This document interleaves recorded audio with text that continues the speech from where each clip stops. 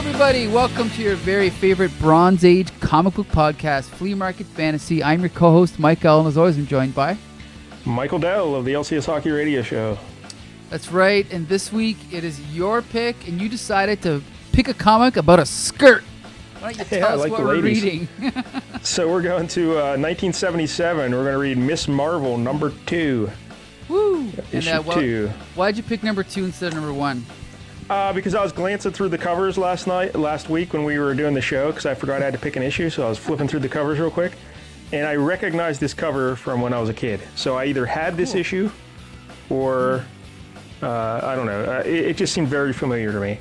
And it also featured the Scorpion and a guy named the Destructor, who I never heard of. Who went on to do nothing, yeah. Yes. Well, the good thing about this issue, because I've read this whole series, and I just reread number 1 today, and the good thing about this issue is this is actually her origin. Number 1 is not. Yeah, which is weird. Yeah, but, it is weird. We can talk about that later. So hey, yeah, before we get into Miss Marvel though, Mike-El. Yeah.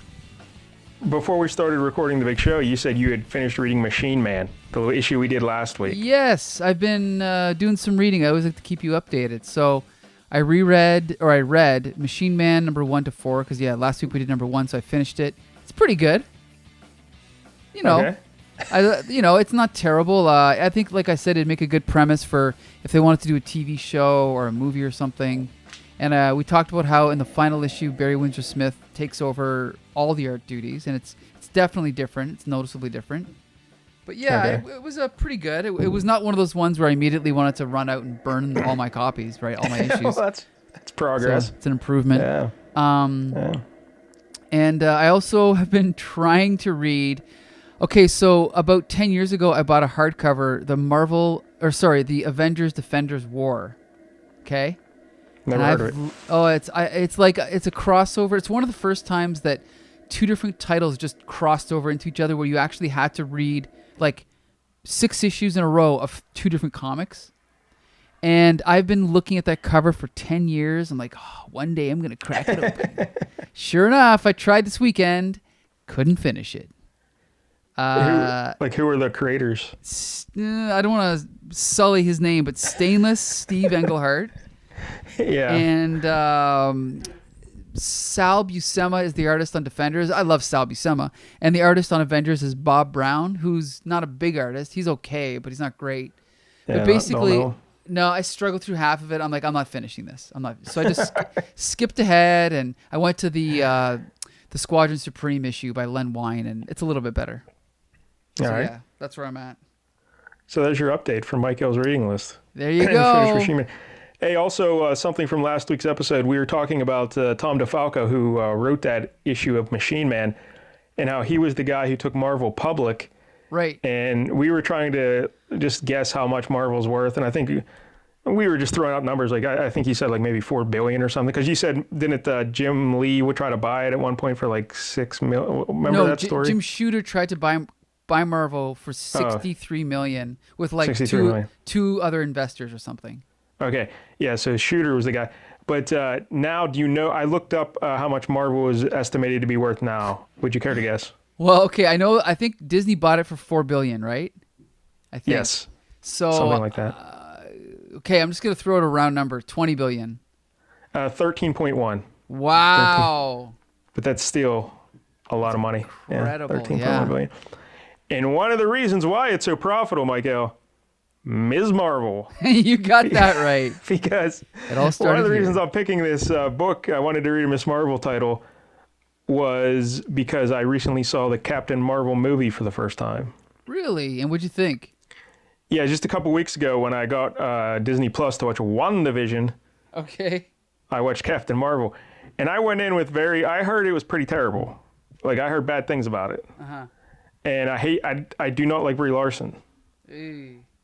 And because I thought she was pretty terrible in all the Avengers movies I saw her in.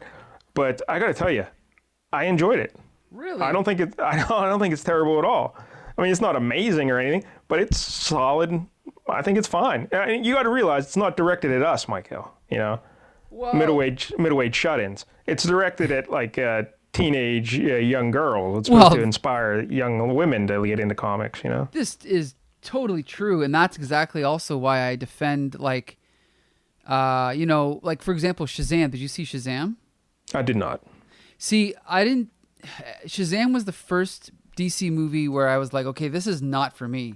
This is for kids, and that's good. It should be for kids. It should be for like, yes, like it's like an '80s family movie, like Gremlins or something like that. That's how it should be.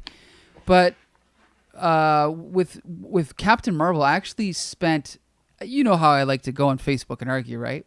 I spent many an hour arguing with people about Brie Larson and Captain Marvel and defending it and saying that how much money it's going to make. And some guy said, "Oh, my sweet sunshine, it's not going to make half as much money as you think." And it made a shit ton. It made $1 billion. And I tweeted that back to him, and he told me to leave him alone. Anyway, it doesn't matter. I don't care. So anyway, I gotta say though, I saw the movie and I didn't think it was that great. Like, because Marvel movies kind of over time the quality's gone up. On average, right? Like, Iron Man 1 was good, but then Hulk was bad and Thor was okay. But at this day and age, in 2020, I think the standards for Marvel movies are higher. And by that standard, I think Captain Marvel was a disappointment, I think. Well, it's not as good as it came out like right after like some of the big hitters, right. Like Thor Ragnarok. That was a really good one. Awesome, yeah. And what else came out around? And I think... I don't even know what came out around that same time, but it's not as good as those, but it's not as bad as like, Fantastic Four movies or anything. No. You know what I mean? It's like, I enjoyed it. Like when I watched it, I was like, oh, I'm glad I watched that. That was fine. Right. Yeah. So anyway. Now I got to ask you, why are you not a fan of Brie Larson? I don't know. I just don't find her appealing at all. Because you know what? I used to defend her too, but then I saw the movie and then I saw Avengers Endgame. And I'm not a fan really anymore. I don't know. I'm kind of with you on that. And I don't hate her. I'm not one of these, incels, but I don't think she was the ideal choice. Yeah, her portrayals of Captain Marvel in the Avengers movies I thought were pretty terrible, like really wooden and emotionless. But I thought she was actually kind of okay in this movie because I think Sam Jackson helped a lot because I think they had some good chemistry going together, like when they were in the scenes together. But yeah.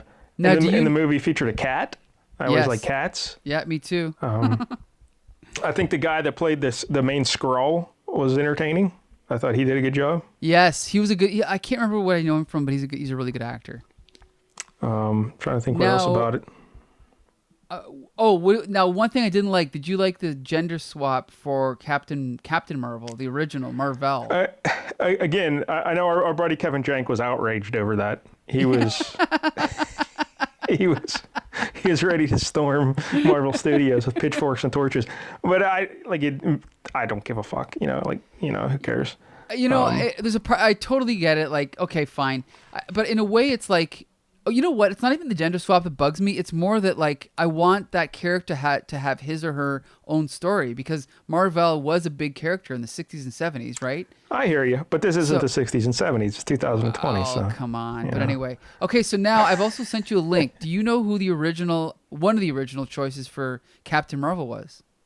Natalie Dormer. Yeah, she's all right. But are you a Game of Thrones fan? And I mean, I like season 1. But went downhill from there. I liked the first time I saw Natalie Dormer on Game of Thrones, if you know what I'm saying. That was a memorable scene. I don't remember. You know was she having intercourse? Yeah, I think so. Okay. Yeah, I think she's just a knockout. Beautiful.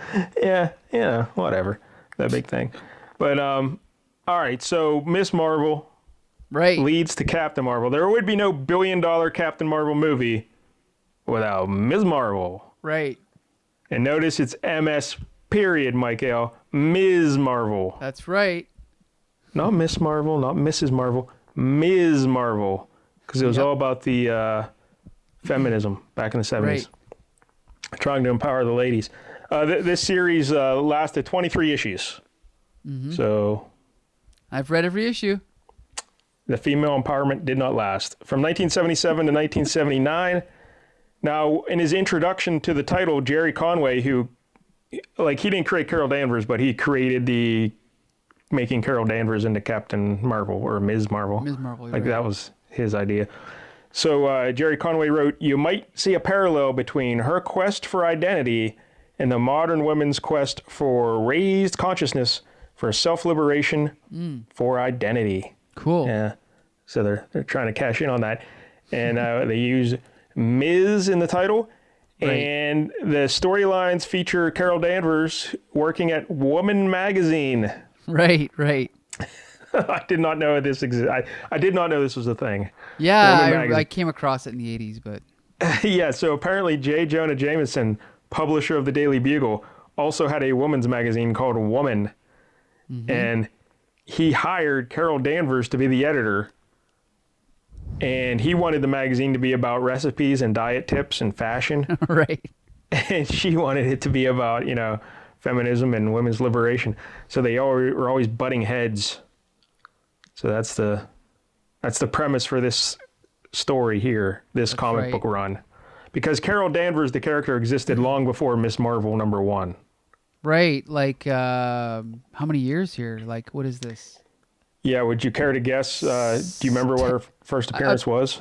Well, I believe it was in an early issue of Captain Marvel, so I'm guessing 10 years, right? This is Actually, it was in 77? Marvel Superheroes 13 in 1968. Oh, So okay. yeah, That's close. almost 10 years earlier. And Carol Danvers was created by Roy Thomas and Gene Colan. And she was a former Air Force pilot, just like her backstory is in the movie and all that. And except then she became a NASA security chief at a NASA, or maybe they just called it a military base at that time. Right.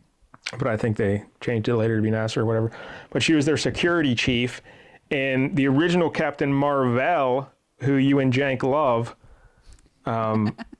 he came to work there as a doctor. He was disguised. No one knew he was a Kree warrior. Right. He was a doctor. And during his time there, Carol Danvers was kidnapped by a fella. And I believe it was the same fella who Jude Law played in the movie, right? Yeah. Is it Jan Rog or something? Yeah, something like that. Jan Yeah. Rog. So Yes. Carol Danvers was kidnapped, and Captain Marvel saved her. And there was an explosion, and Marvel protected Danvers, but Danvers got hit with a bunch of radiation, as I like to say. And that would eventually turn her into Ms. Marvel. But we only find that out in this issue. Yes. Yeah. Right. So there you go. That's By the way, Carol I got a Danvers. question for you. Which costume do you prefer for Marvel, the green and white or the red and blue? For Marvel, Yeah, for the Marvel. dude. Huh? Yeah, the green and white one was nice, but I guess the later one was better. I've always liked the green and white because if you think about it, there's pretty much no other superhero with that color scheme. So that's why I like it. Well, who had the Spectre? Okay, color. there's one. There's one. I'm sure I could think of some others. But like But, so cool. And then the planet on his chest and his second costume is okay, but it's a little bit more generic.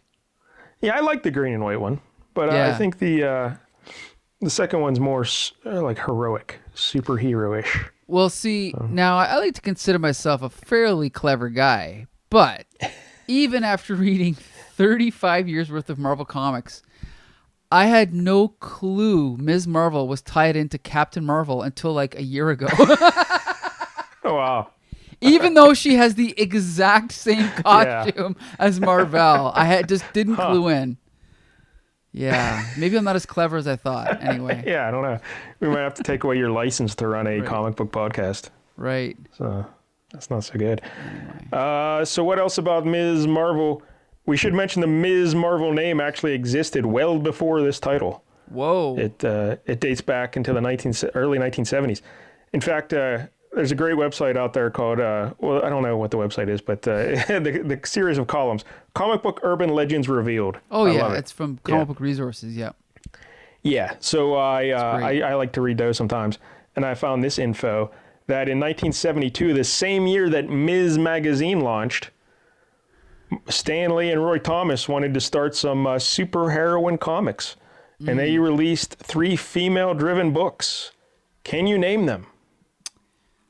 Just off the top of my head, is it Claws of the Cat? That is one of them. That's impressive, yeah. Whew. Is this like a new character? It's not Black One's Widow, an old right? character. At least, yeah, I guess maybe they were new characters at the time, but So it's not Black Widow, eh? no. But think of like our girl Rosario Dawson. Oh, Night Nurse? That's right, Night Nurse. Wow. And then the third one is Shauna the She-Devil. Oh, okay, nice. So the one title you mentioned, Beware the Claws of the Cat, it gets shortened to The Cat. And that was written by a lady named Linda Fight. And she's the future wife of Herb Trimpe. Really? How about Trimpe, right. But Sure, she that's knows the other that cool thing about what Marvel did here. Lee and Thomas, they started the 3 female-driven books, and then they had female creators behind them. So the writer for Night Nurse was Jean Thomas, who was Roy's wife at the time. So maybe a little nepotism there, but whatever. Right, yeah. And then Shauna the She-Devil was written by a lady named Carol Sewling, and she was the wife of a fellow named Phil Sewling. Yes, I know him, yeah. Oh, tell the kids who he is. Well, I don't know. I just know his name. Okay. Wasn't he like the publisher or something? Well, he was the guy important. who pioneered direct market distribution for comics. Right. Okay. So he had a huge impact on the comic book industry. But yeah, so his wife did Shauna the She-Devil. And when they were trying to come up with the ideas for these 3 titles that they were going to launch, they had the Ms. Marvel name, and they were taking some pitches for it. And a lady named Mary Screens, S-K-R... Oh, I know her, yes. Oh, you know who she is? Yeah, she was friends with Steve Gerber. She co-wrote Omega the Unknown, I think, and she wrote some other stuff. She was a writing partner of Steve Gerber's. Right. And in typical Gerber-esque fashion, she pitched a rather weird idea for the Ms. Marvel. And she wanted to have Ms. Marvel be a petite, dyslexic waitress who moved from the trailer park to the big city. And she would get mad and get like strength, kind of like the Hulk, I guess. Interesting. Yeah, Stan Lee said no thanks. He did not. So they sat on the Ms. Marvel name until 5 years later, Jerry Conway came up with a way to make Carol Danvers into Ms. Marvel, and then they launched this title. Interesting. So there you go. Little comic book history there for you, Mike-DELL. I did not know that, yeah. Also, when we talk Carol Danvers, I guess we should bring up her backstory is pretty weird. Well, not her, like her going from today, her backstory is weird. Right. Because we also got to get into Rogue. And, and her time as binary. Do you remember that? Oh, boy. Yeah, see, that's when I came in, and I was always confused by that whole bit. So I have no idea. I guess when Carol Danvers was still Ms. Marvel, Rogue attacked her when Rogue was part of the evil, when she was evil, she was a bad lady. Right. She was technically part of the Brotherhood of Evil Mutants, right? I think. Yes. Yeah. Because she thought Mystique was like her mom or mother figure. All right. So anyway, Rogue attacked Captain Marvel, or Ms. Marvel, and absorbed her mind and some of her powers. That's how Rogue became strong and could fly, because she absorbed those powers from Ms. Marvel. And then Ms. Marvel would later become binary. Yes. Do you remember how this happened? Yeah, it had something to do with she got powers from like the Starjammers or something, right? Yeah, she was up in space with the X-Men on some sort of mission, and there was a white hole, like a black hole, but white. Right. So, and it somehow gave her powers where she kind of looked like Nova, that Herald of Galactus, like she got like living like flame kind of, and I don't know. But she could absorb cosmic energy and like shoot out energy blasts, and she could fly and all that kind of stuff. So then she went back and she beat up Rogue for a little bit as binary, and then she had adventures on her own as binary. But then eventually she swapped back to Ms. Marvel. Right. It's weird how that happens. Yeah, and I just got to quickly point out, I didn't know this till recently, but apparently the behind-the-scenes explanation for that is that Ms. Marvel was canceled, I think. And then I think after that was when Jim Shooter wrote that infamous story where the rape of Captain Marvel. Where Ms. Marvel / Captain Marvel got raped, and the Avengers didn't care. Nobody cared. And so I think Chris Claremont, as a way of protecting the character, that's why he made her binary, so that no one would really mess with her after that, and like put her out in space. so he could kind of like protect her. I guess. That's what I heard. I don't know how that protects her. Well, because because this is actually, that's a good question. Because back in those days, if you wrote Fantastic Four, you were in charge of Doctor Doom. If you wrote Spider-Man, you were in charge of Dr. Octopus. If you wrote X-Men, you were in charge of the Starjammers. So by making her part of that group, it made her go under his wing, so no one else could use her. I think that's why he did it. Okay. All right, that makes sense. All right. And we should mention Claremont. Jerry Conway wrote the issue we're talking about today, but he only wrote the first 2 issues. And then Claremont wrote the remaining issues of the series. So he has a connection to Ms. Marvel. So. Right. Now, are we going to talk about Sharon Ventura? Don't know who that is. Sharon Ventura is Ms. Marvel 2. She is a former member of the Unlimited Class Wrestling Federation. Is she any relation to Jesse Ventura? No relation, but I'm sure that's where they got the name. And then she became friends with the Thing. Then she joined the Fantastic Four under Steve Englehart's, writing tenure. Then she got mutated by cosmic rays and became the female Thing. Okay, that's right. I'm remembering this now. Yeah, and then later she got turned back, and then she hasn't been seen since.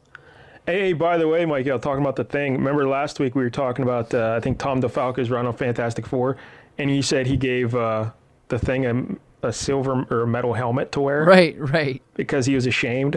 Right, yeah. Well, I looked into that, and what happened is Wolverine fucked him up. He slashed his face. Oh, so he was ashamed of his actual looks. Yeah, like the right side of the Thing's face had 3 giant gashes on it. And so, because here's one question, Mike-El. I always thought the Thing was just living rock. I thought his whole body was rock. But apparently, he's just covered in rock. Yeah, I was never sure about that either. That's kind of weird. So Wolverine, slashed through the rock and, left exposed, pink jelly-looking skin. And so that's why Thing wore that helmet to protect his face. So eventually he got healed? I guess. They got some super glue and just put it in there. I really think that was a stupid look for him, but whatever. Because then I heard later on, more recently, the what's that big powerful Hulk right now? The Immortal Hulk or the Infinite Hulk or what's his name? Immortal Hulk. It's really good. Yeah, he punched the Thing in the face and cracked off chunks of rock. Oh, really? Okay. Yeah. So because I always just thought he was all rock. Yeah, I kind of thought that too. Huh. In fact, I think writers think that. Yeah. I don't think anyone knows that he's, human underneath. So, all right, there's your Carol Danvers. Because now Carol Danvers is back at just being Captain Marvel now. They call her Captain Marvel. Right. And, and she's the big cinema movie star and all that stuff. So, all right, a couple other characters in this book we'll be reading. We mentioned Destructor earlier.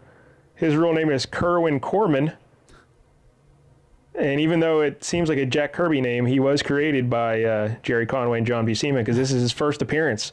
Mm-hmm. So look at that, Mike-El. We're reading history, the first appearance of Destructor. Wow. And he was a AIM scientist, advanced idea mechanics. Mm-hmm. And he wanted to capture Captain Marvel or something, I don't know. So that's where we are in this issue. Yeah, so we'll get his backstory as we go through this issue. Later, he would become merged with the Doomsday Man robot. Are you familiar with the Doomsday Man robot? I am not. Yeah. So they became merged for a while, and then he, I guess he kind of died, but didn't die in Miss Marvel issue 12. Okay. It seemed like he was dying, but then I guess they said he didn't die, but then we never see him again. So it didn't amount to much. Nope. And then the other big character in this book is Scorpion. Right. I love the Scorpion. He's like tier 2 Spider-Man villain, but he's still awesome. He's cool. Yeah, I like him. Yeah, he's not like the big Sinister Six, but he's right there. Good. Yeah, he's right there beneath him. His real name, McDonald Mac Gargan. And his first appearance was Amazing Spider-Man 1964, created by Lee and Steve Ditko. Right. Do you know his backstory? The only thing I know is I think J. Jonah Jameson paid for him to have an operation, right? To kind of be turned into the Scorpion. Originally, Mac Gargan was a private eye, and J. Jonah Jameson hired him to follow Peter Parker and figure out how he was always getting these pictures of Spider-Man. Really? But Peter's Spidey sense always had him, one step ahead of Gargan. So Gargan couldn't get any info on him. So Jameson was frustrated, and he said, "Hey, Gargan, I'll pay you 10 grand if you undergo this secret experiment by this doctor. He's doing experiments with giving humans powers of insects, because he wanted to have someone who could beat up Spider-Man. Just take it to him." Right. So Gargan went through this experiment that basically made him a human scorpion. Gave him the powers of a scorpion. But without a tail. He didn't grow the tail. No, he didn't. Yeah, the tail's all costume. But it's also... Go ahead. Well, I was just going to say, he got superhuman strength and endurance and agility and that kind of stuff. But there's two things about the scorpion. Number one, as far as I know, scorpions are not green, right? Sure. Yeah. Number two, scorpions do not have see-through fabric on their face that reveals a mouth underneath. So I always thought his mask was kind of weird. Yeah, it depends I think it depends who drew it. Is that supposed to be... no matter who draws it, you can always see his face through his mask. What's the deal there? Well, I think the mask in this issue, isn't it drawn it's just like a normal mask, to the edges of his mouth? No, but that's what I mean is it's impossible for a mask. No, but in fact, I'm looking at his mask right now, and you can see his nostrils through the green, and you can see his mouth, which to me implies that it's almost like a see-through mask. It's really weird. No, or maybe not see-through, but it's something. I don't know what it is, but it's weird. But look at him on the cover there. It just covers his mouth. It covers his nose, but his mouth, it just goes right to the lips. It's it's taped on the inside of his lips. Okay, but can that exist in reality? I don't think so, can it? Sure. Okay. Sure. Why not? Sure, okay. He kind of looks like, who was that G.I. Joe guy? Firefly. Remember Firefly? Yeah, except you can't see Firefly's mouth. Yeah, fair point. Yeah. That's what I'm saying. but it's it's just a form-fitting mask. Okay. Cut him some slack, Mike-El. He went through an experiment. All right, if you say so. But yeah, the tail was not him. The tail was the costume. So don't be confused. And I guess in this story here, in issue 1, AIM upgraded the Scorpion's costume so he could shoot acid out of his tail. Cool. And then later on, he'd get a big old spike on the tail, right? Yeah, I remember that from the McFarlane days, right? Yep. All right, so there's the Scorpion. What else? I think that's it. One more thing. We should mention that in the late 90s, Ms. Marvel went from Captain Marvel to Binary to Captain Marvel. Then she became Warbird. What? Did you know that? Yep, she became Warbird for a few years. Who in the blue hell is Warbird? Well, Ms. Marvel with a different name. But she looked the same and everything? She had, I believe, almost the same costume. Yep. Why did they change the name? It was during a phase where they were trying to give everybody cooler names. If you remember, Marvel Boy became Justice, and things like that. They didn't know what they were doing. They were trying too hard to be serious, right? Because Warbird is not cooler than Captain Marvel. No. I hate to break it to you. In fact, I'm looking at Warbird's costume, and it's exactly it's the second Ms. Marvel costume designed by Dave Cockrum, the one with the lightning bolt. Okay. That's what she looked like. Yeah, because when you said Warbird, the first thing I thought of was remember that Shi'ar lady, Deathbird? Remember her? Right. Yes. Yeah. So I was thinking it was that kind of thing. And I was like, what? Mm-hmm. All right. All right, so let's look at the issue, Mike-El. Miss Marvel number 2. All right. So Ms. Marvel, Marvel Comics Group ribbon across the top. And then, the logo, this is it. Ms. Marvel, the untold or secret origin, that's a DC term. The untold secret origin of Marvel's great new superhero sensation. But I got to point out, on the left, not only do we have a cover box a little corner box with Ms. Marvel flying out of it. But do you see what it says on the left of her picture there? Yeah, this go ahead. female fights back. Yeah, this female fights back. Right. And sadly, my browser crashed, so I can't look at it at the moment. Oh, really? So you're just going from memory? Okay. Oh, yeah, because, I read it. But describe the rest of the cover. I mean, I guess I could describe anything now because you don't have it in front of you. But basically, Ms. Marvel, we haven't even talked about her costume. Should we talk about this? Yeah, I was going to get into that when we... Okay. Right now? Well... Or wait. Yeah, say what's going on in the cover, and then we'll get into the costume. So Ms. Marvel is punching the Scorpion. And this is... so she's punching the Scorpion. The Scorpion has got his tail wrapped around a statue that's like really high up. That's the Christopher Columbus statue in New York City. Oh, there you go. I knew it looked familiar. Okay. Christopher Columbus, genocidal maniac. Anyway, then behind them, they're being attacked by the Destructor. And it says at the bottom, alone against the Scorpion and the Destructor. And then we see a crowd of 25 people on the street below. It's a really cool perspective. Really cool. Yeah, the perspective on that is real cool because Scorpion's hanging around Columbus's neck with his tail. Right. And that's how we can explain why he's so high. And Miss Marvel's flying. And then Destructor, like you said, is behind. I don't like that Destructor is shooting that laser out of his head because where's that laser going? We don't even see it. Yeah. I could have done without the laser coming out of Destructor's head. And he's on a flying disc that seems to be, right out of Ames hardware. Playbook, yeah. Yeah. And I mean, what else? We also got some talking here, dialogue. I love covers from the 70s with dialogue on them. I'm sorry, I'm looking up the Christopher Columbus statue. Anyway, the dialogue is, face it, Scorpion, you're just not man enough to beat Ms. Marvel. Not now, not ever. And then behind her, Destructor, he isn't, but I am. Yeah, I love it. This is a great cover. This is it's very good. Awesome cover. Yeah, which is probably why I bought it when I was a kid. Exactly.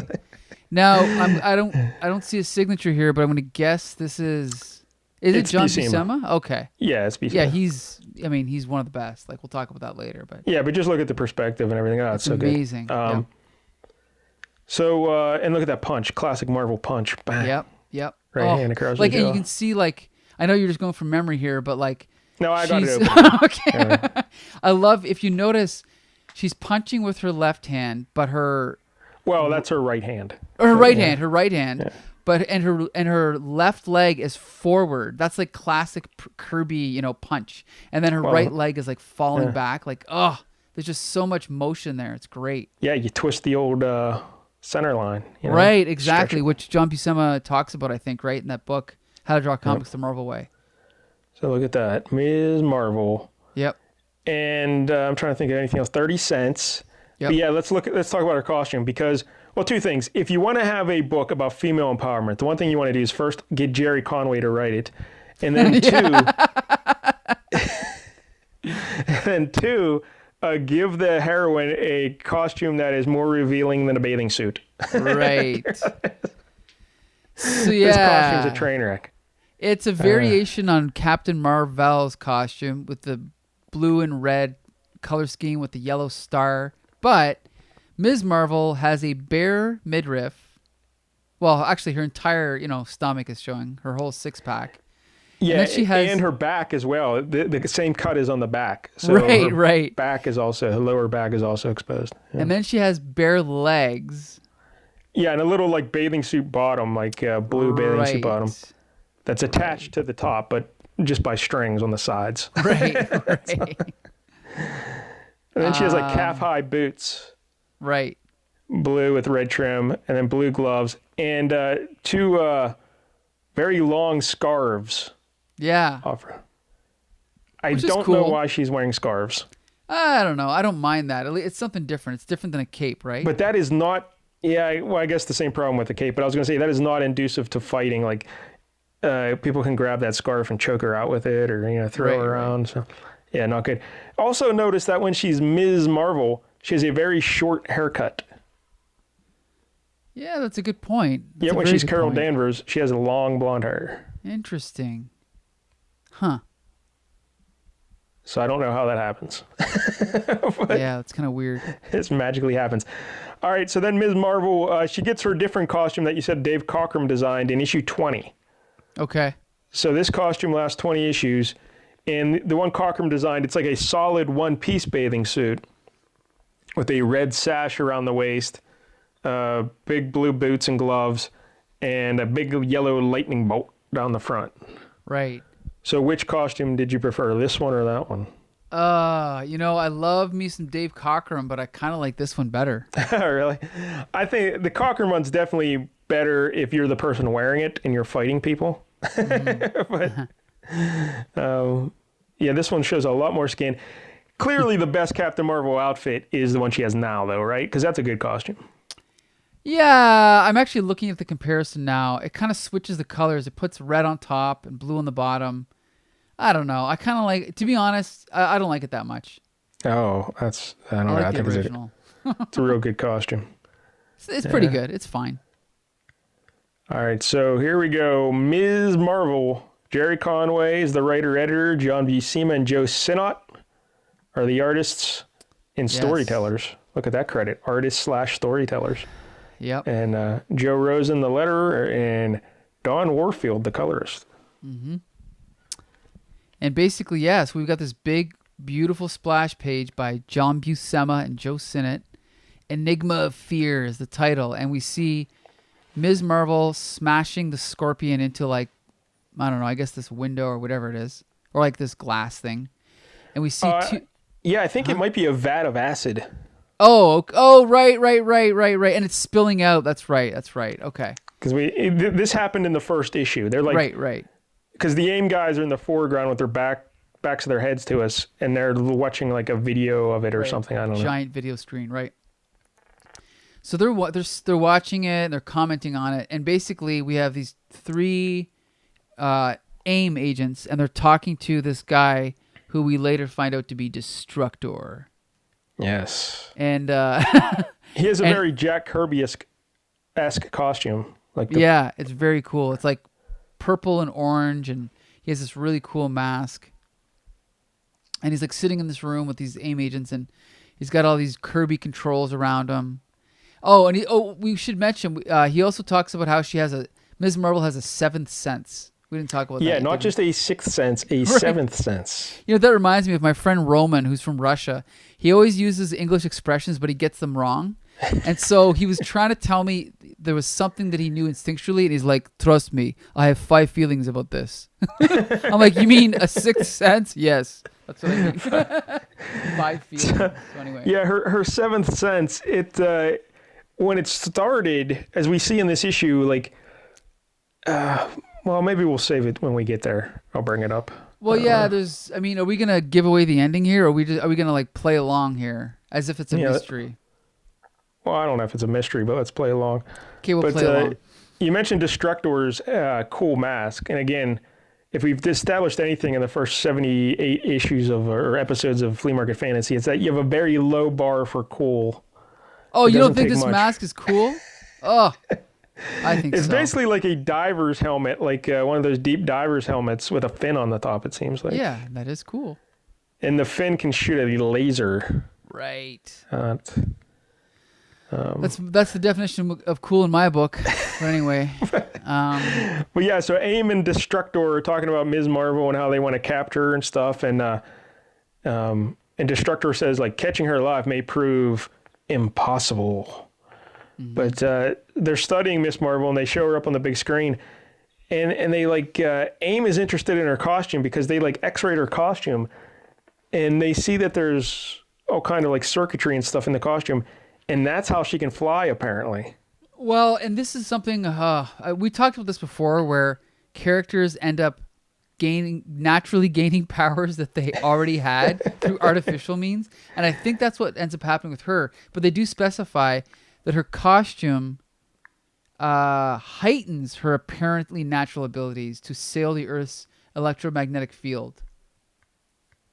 So yeah. Why couldn't the writers just go, no, you know what? She's really powerful. We don't need, like, why did they have to give her this stupid suit?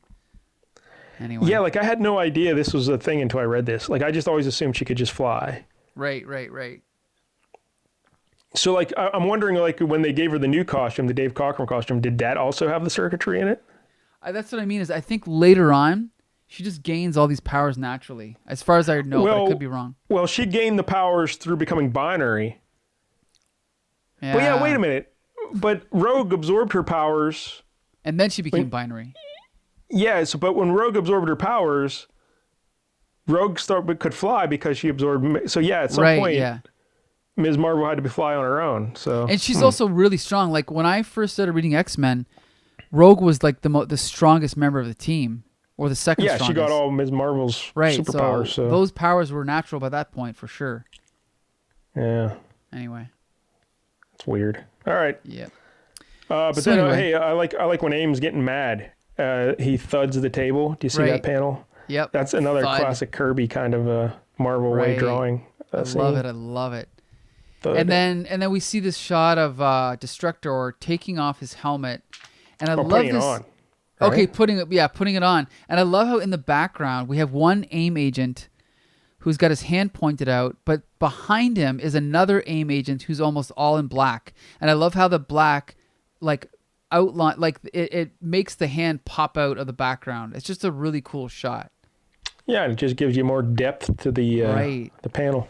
Yeah. Right. And again, like we can talk about this later, but John Buscema, Jack Kirby's my favorite artist, but John Buscema is so close. Like I could read any comic drawn by him. I don't care how bad the story is, because there's so much going on in every panel. Like even you look at the next panel and we got these three AIM guys, like one's, gesturing, one's got his hands on the top of this pod thing, one's like leaning down, like with his hand on a hose, and then Destructor's in the background. Ugh, it's just great. Yeah, we should say Scorpion is in that little machine that they're moving around, because Scorpion got like we said, AIM put acid in his tail, but Ms. Marvel threw him into the vat of acid. So now Scorpion's like on death's door, but they have him in like this like almost like an iron lung kind of thing with glass windows, and he's being regenerated by some nutrient solution. Yes, nutrient solutions. Yes, which is how I stay so young. Every night I go in one of those. And I love how they're kind of bantering back and forth, and then the AIM agent is like, "He failed to defeat Ms. Marvel, Corman. Can you succeed?" And the Destructor is like, "Can I? Just watch me!" And he shoots his laser out of his forehead thing. It's pretty cool. Yeah, he just destroys their equipment just to show off his powers. Right, they all like recoil out of the way. That's awesome. It's a tachyon blast. Oh, yes. The same genius which built weapons for Hydra has created the tachyon blast, a bolt of energy which moves faster than the speed of light. I love that. Faster than the speed of light, but they can dodge out of the way. Right, good point. Scratch. Yeah, shot, so this guy used to work for Hydra as well. And the Destructor is ready to take on Ms. Marvel. Right. So then we cut over to a completely unrelated character, Carol Danvers, who happens to be, so she has just got this new job as the editor of Woman magazine, which is published by J. Jonah Jameson. And by the way, at no point in her history was she ever a writer. Yet, they just say, oh, you know what? Let's just make her a writer. Even if she was an Air Force pilot, security chief. Anybody can be a writer, Mike. Yeah. Anyone could. That's what, of course, Jerry Conway thought anyone could be a writer because, he was 18 and they hired him and let him write nonsense. And he's like, oh, all right, I can hire anyone to be a writer. Well, he proved us wrong, but anyway. Well, yeah, so she's hard at work at her desk at Woman magazine. Right. And look who comes in, Mike-El, for a visit. Mary Jane Watson. Because in number 1, we were introduced to Mary Jane and Peter Parker, who are, they work at the Bugle, so they're kind of like in and around each other. And so, Carol Danvers. Carol Danvers and Mary Jane Watson are becoming friends. So Mary Jane invites her to dinner. And I gotta point out something, and again, John Buscema is such a good artist. The cool thing about his panel work is there's every panel jumps ahead in time, and it's kind of funny because if you follow the conversation lines up as if it's a continuous conversation, but they're jumping from like the top of the building to the bottom of the building to the entrance to the next shot. They're already halfway through eating their food, and the conversation is one. It's like it's a 30-second conversation, but it's spread out over like 45 minutes. It's funny. Covered a lot of ground. Yeah. But it's good though, you know, it keeps things moving. Yeah, I love it. You'll see that in sitcoms too. Sometimes there'll be a scene cut and the characters will still be talking about what they're talking about the last time. Yeah. But yeah, so but this is a clever way to get fans invested in Carol Danvers, make her friends with Mary Jane and Peter Parker, you know. Totally. Yep. And J. Jonah Jameson. Yep. And then we get, as they're talking, we flash back. So Mary Jane's like, "How about you, Carol? How'd you find yourself?" And basically, Carol gives a flashback. Yeah, because we should say Mary Jane's having like, I don't know, career issues, or she's trying to decide what she wants to do, or right, something like that. And so so Carol Danvers relates, you know, like flashes back to Captain Marvel #1, how she met Mar-Vell, and then it shows in Captain Marvel 18, Mar-Vell fighting Yon-Rogg, you know, and that's basically it. And then it cuts back and they're still chatting. And then basically she's been having these kind of weird episodes come over here. And so she starts to feel ill. Yeah. So she's like, I got to get out of here. So she leaves. And then really, that's just an excuse to stick MJ with the check, right? Right, I gotta get out of here. I got a really bad headache. Yeah. Gotta go.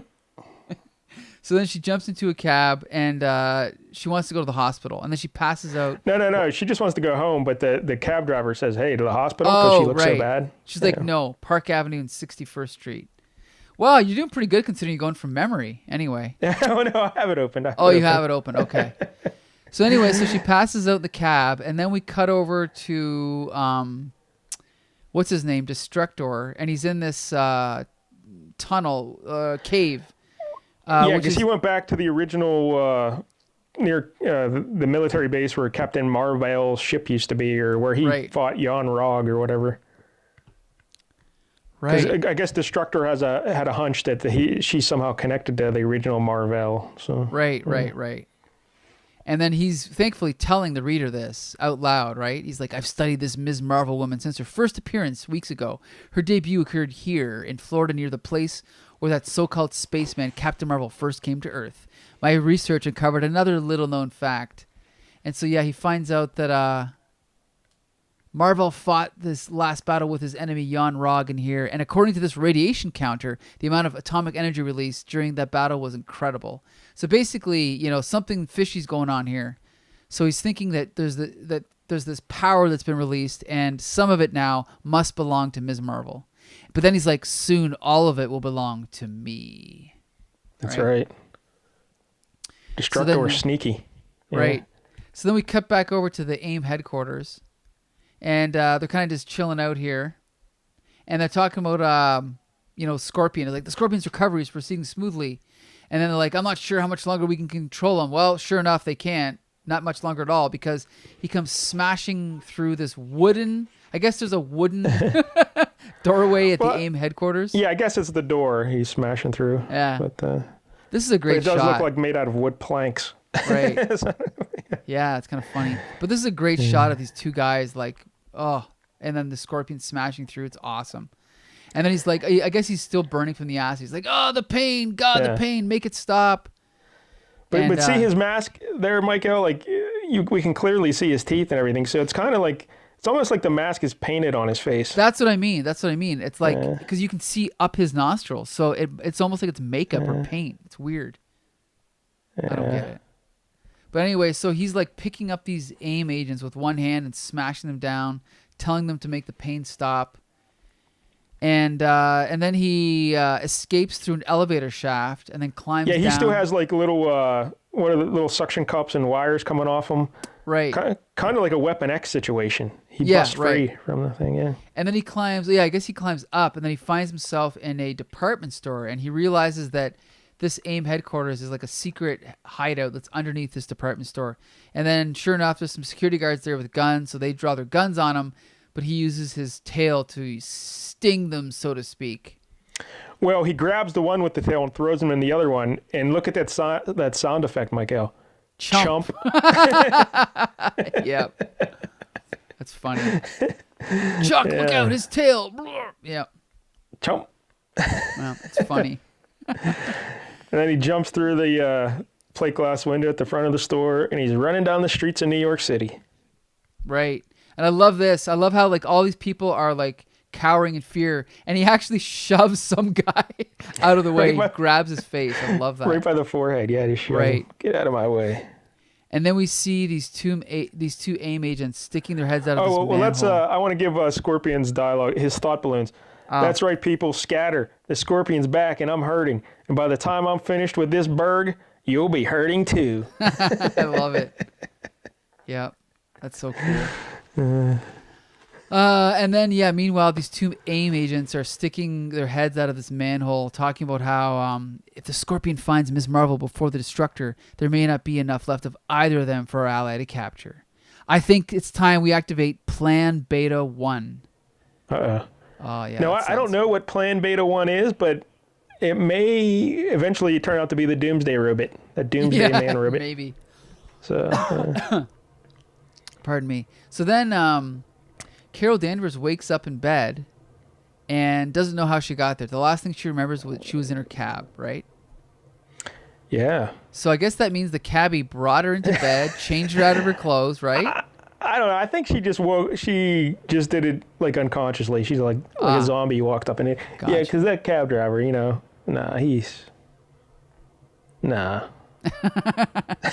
That's too creepy. You say so. So then she's like, am I losing my mind? I have to know, and only one person can tell me. The only man in the world I trust, Dr. Michael Barnett. So basically... Dr. Michael Barnett. No, this is his first appearance, Dr. Oh, Michael is it? Barnett. Okay, I thought maybe she was from the other series, but... He was referenced in issue 1, but we didn't see him. This is the first time we're seeing him. And his future doesn't turn out so well because I guess he eventually starts dating Carol Danvers, because that's the sign of a truly good therapist when they start dating their clients. Right. But then later on, Mystique murders him, like many years later. Oh. I think in like 1992 or something, she murdered him. So he hung around for a while. But yeah, so Carol just busts in on his therapy session with this guy. Now, Mike-El, this is like the greatest dialogue ever, I think, in this panel. Yeah, so basically Dr. Barnett is like, just unwind, Mr. Fizzbean, and tell me, how did you feel when your boss called you a schlemiel in front of your... Schlemiel? Yeah. I don't even know that word. Schlemiel. Laverne and Shirley with schlemiel, schmazel. Oh, gotcha. Okay. Yeah. A schlemiel in front of your wife and daughter. It just basically means like a jerk. Sure. Yeah. I'm sure it's like Yiddish slang, right? Yeah. Yep. Okay. So then this guy's like a schlemiel, how else could I feel? And then she just barges, and then it's this really like comedic shot of this guy. Like, it's awesome. This art is great. But basically, like his glasses are pushed up on his forehead, and he's chewing his fingernails, and he looks all nervous and scared. Right. I wonder if that's a caricature of like someone on staff or something. Who knows, right? Probably. Yeah. But then Carol Danvers just bursts in through the door, and she's like, "Look, you got to end this appointment. My thing is more important. So tell this guy to get out." So he does. And Carol Danvers is smoking hot blonde, and this other guy's a schlemiel, so he has to go out and beat it. Right. Kicks him out. So she then, of course, immediately puts her into hypnosis and makes her flash back to her adventures with Mar-Vell. And we flash back to Marvel punching out. Is that Jan Rog? It must be. Yeah, it must be Jan Rog. And so this is a previous story with Mar-Vell, all I guess in Captain Marvel 18, where he was trying to get her out of this cave, and this is referencing back to earlier, I think, which is where all that radiation came from. There was an explosion brighter than the rocket blast of a Saturn V, and she was bathed in all this radiation, basically. And then she blacked out, and then we don't know what happened after that. But basically, then she was in the hospital, and I guess she was fine. They discharged her. Everything's good, right? Yeah, everything's fine. Everything's fine. She goes back to work. But yeah, then she's at home, and she's just having these like fainting spells, right?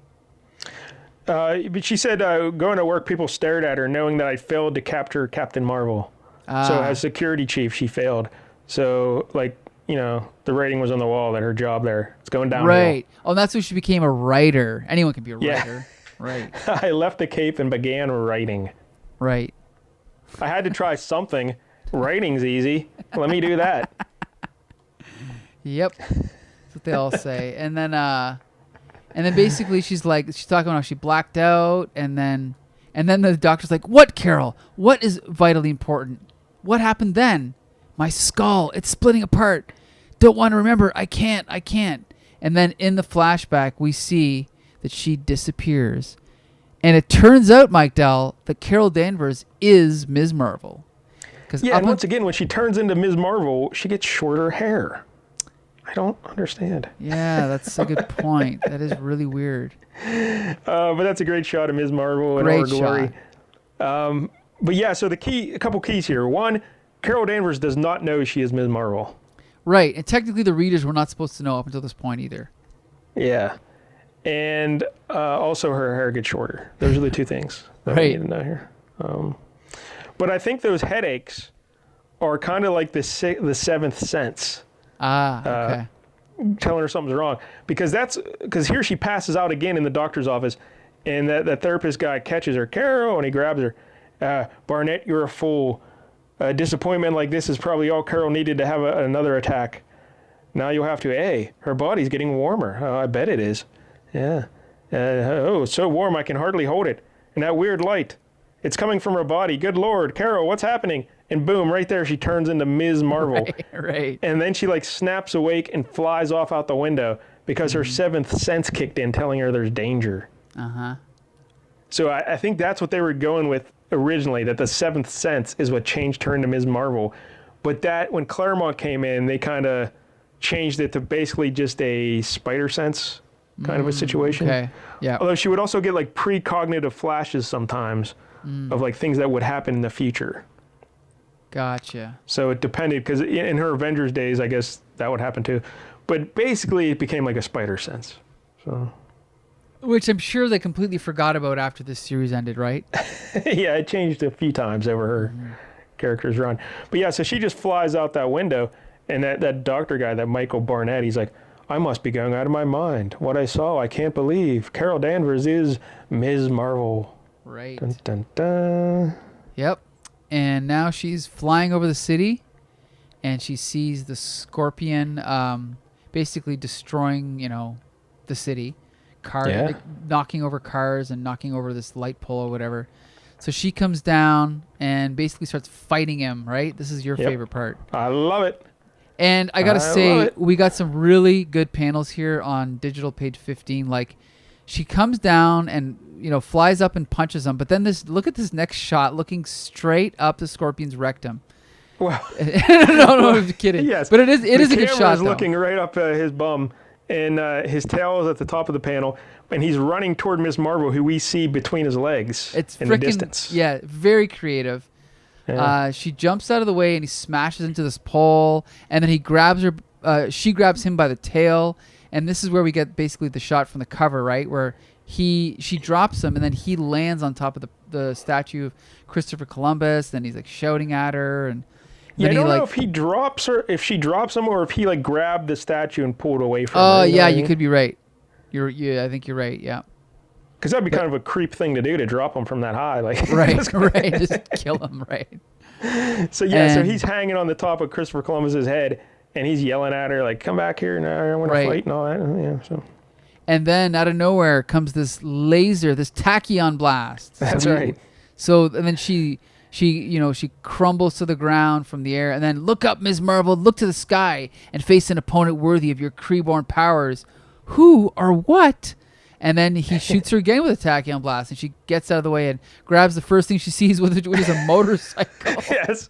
Yeah, so cool. In the first panel on the left, she's jumping out of the way of the tachyon blast. The second panel, she's already having thrown a motorcycle. Awesome. We've never seen a motorcycle at any point. Good point. Somehow she. But it's still great. I love it. It's great. Yeah. She throws it at Destructor and it hits him, but he's still got that tachyon blast, right? And it's faster than light, so he shoots her and it hits her basically in the chest. Yep.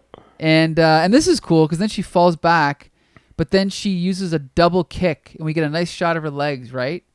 Kicking up and he smashes up against this what what's it called? It's a fire hydrant. Yeah, fire hydrant. There you go. And it Thanks. snaps in half. Right, but he's fine.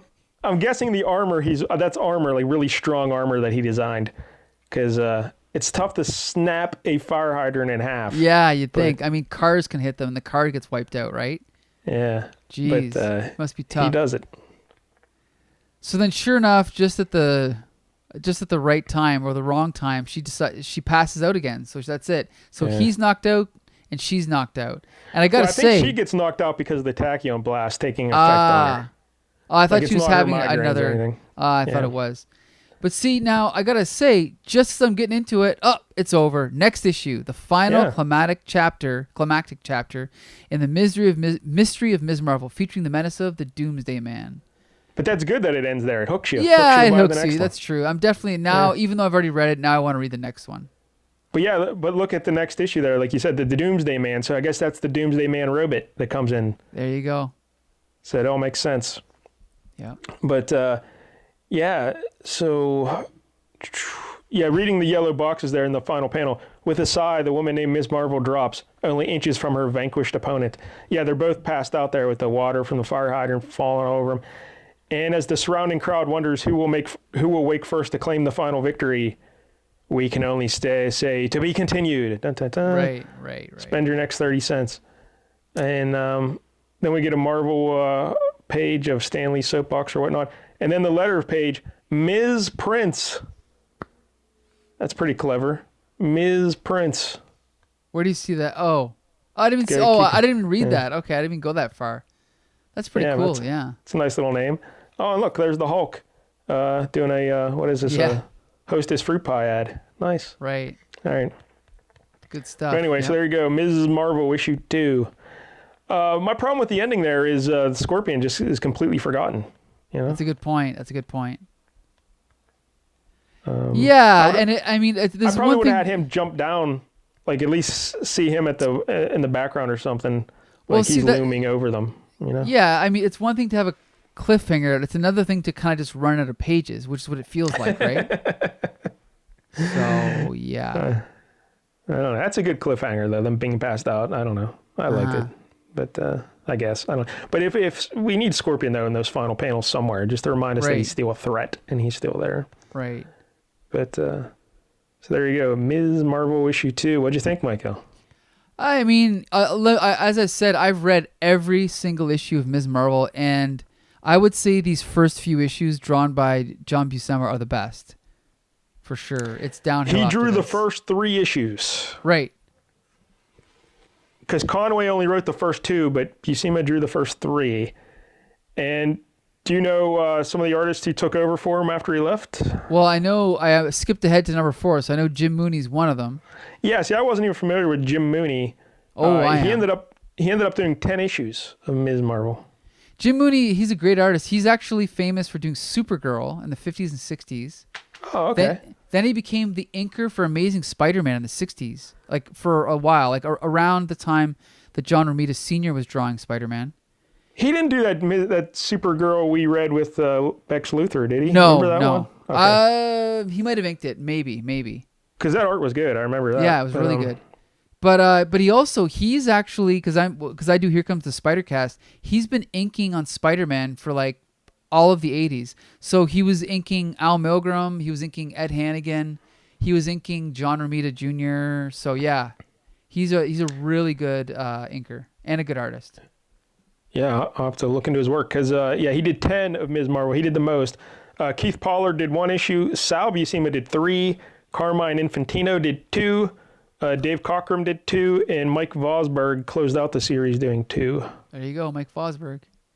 So there you go. That's all the artists on Ms. Marvel. And like we said, Conway wrote the first 2, and then Claremont did the remaining 21. Yep. Crazy. Yeah, as we've talked before on the show, not a huge fan of Conway. Yeah, very hit and miss. Yep. This was not great. That's all I can say. In fact, I mean, it's funny. Well, because we got 2 guys reviewing this here, but I wonder what I guess I don't think we're according to Bex Luthor, we're not allowed to call women females, but I'm going to say I wonder what a female writer Why can't you would call have. a woman female? I have no fucking clue. But anyway, I wonder what a female writer would have done with this story, because this whole thing about her passing out and not knowing who she is, it's just. Can you imagine a male character having that backstory? It just seems really weird. Yeah, maybe not passing out with her hand or her forehead, but I'm trying to think if anyone's ever done anything like that, where amnesia or. Okay, Wolverine has amnesia. I'll give you that. Oh yeah, that's true. Yeah, but he never passed out her though. No, but the passing out thing is definitely not something a male character would ever do. Yeah. So that's kind of weird. I don't know. There's a lot of weird things. Like I can read any story that John Buscema draws because he makes the story good, but the actual writing is not great. Yeah. Not a fan of Conway, but he did some cool stuff in terms of like the concept of Miss Marvel, like being tied to the Kree and getting all that. He came up with the idea for that. Right. I like the fact that we have a couple villains here. But the Scorpion seems like an odd choice. Do you think he did that because he was writing Spider-Man 2 like in these days? Well, to be honest, I think it's kind of a cop-out to have a female character with her own series, and then the first thing you do is you give her Spider-Man's supporting cast and a Spider-Man villain. But there's a reason they did that, though, to get people to buy it. Sure. Okay, I can forgive that, but I'd rather see. So I think that's a kind of a clever way to get new readers interested. But also, okay, I can understand that. But wouldn't you rather her have her own rogues gallery? Like, I can understand. Well, I think the Destructor was that attempt. Yeah, and he went nowhere. But anyway, you have the one established Spider-Man villain to draw readers in, and then you have a Destructor there to. Here's a new one, but I don't know. It just seemed like Scorpion would be a weird compliment to a Ms. Marvel kind of hero, but whatever. What else? But I did like the art. It's not like flawless Buscema, but it's really good Buscema. It's really good. Yeah, it's not 10 out of 10 Buscema, but it's 8 or 9 out of 10, which is 10 out of 10 compared to everybody else, in my opinion. Yes. I don't. So would you read? Well. You did read the whole series, but will you go read more Ms. Marvel now? Yeah, well, I'm going to finish number 3 because that's also by John Buscema, and then I'll probably stop there because I just read this like a year ago. Yeah. But I would give this, I don't know, I'd probably give it a 6.5. I mean, the art is so good that it's like an 8, but the writing is not great, so I got to average it out. Yeah, I'll give it a 6 for Buscema. Right. Yeah, I'm not a fan of Conway that much, and... Yeah, if you're trying to do, again, it's 1977, so it's easy to look back at it from 2021 and say, oh, their take on feminism was pretty bad. Right. I guess for 77, this was cutting edge. Right. So, I don't know. But, what can you do? All right, so 6 and 6.5 for Ms. Marvel. There you go. All right, Mike-El, well, it's the time I dread every week. Your pick. Well, guess what? We're going to continue the theme of feminism next week. Nice. And we're going to have a guest in the form of G.I. Jolie. I was going to say, you only know 2 ladies, Bex Luthor or That's G.I. right. Jolie. I know 2. And the comic we're reading next week, I know you're going to love it, is Amethyst, Princess of Gemworld, number 1. This is absurd. Now, you've mentioned this title 3 or 4 times throughout the series of Flea Market Fantasy. And each time you mention it, I say, I have no idea what the hell this is. Well, now you're going to find out. And I think you should be embarrassed as a man to have purchased this at some point. But I thought this was a feminist show. I thought that's what this was. But what is it? Explain who this character is. Like, what's the connection to the Marvel Universe? Because you mean DC? It's DC, Mike-DELL. Oh, this is DC. That explains a lot. No more questions. Yeah, and why? And if G.I. Jolie can read Spider-Man, why can't I read Amethyst? You can answer that next week, okay? There you go. There's your homework. But what is Amethyst? What is she connected to? Actually, well, she's not really connected to anything, but she is like a teenage girl that kind of becomes the princess of a place called Gemworld. Yeah, that sounds right up your alley, Mike-El. Yeah. It's awesome. A princess who becomes why not? Leader of Gemworld. All right. Okay, so in the next week after, we're going to have to come back with something a little tougher. Oh, something manly, right? Yes, something a little tougher. Can't wait. Because I'm guessing, does Amethyst throw any punches? Is she punching anybody? You'll have to wait and see. You'll have to wait and see. I'm going to guess there's some magical spells cast. Of course there is. What do you expect? All right. There we go. So Amethyst next week, and then 2 weeks, lots of punching. There you Get go. ready. We'll leave that to you. Yep. All right, so you can find every episode of Flea Market Fantasy on Stitcher, Spotify, or iTunes under Comic Book Syndicate. You can also find us on Twitter, on Facebook, on YouTube, and on the Comic Book Syndicate website. Each week we review a different comic. One week is my pick, 1 week is Mike-DELL's pick. So until next Tuesday, disperse!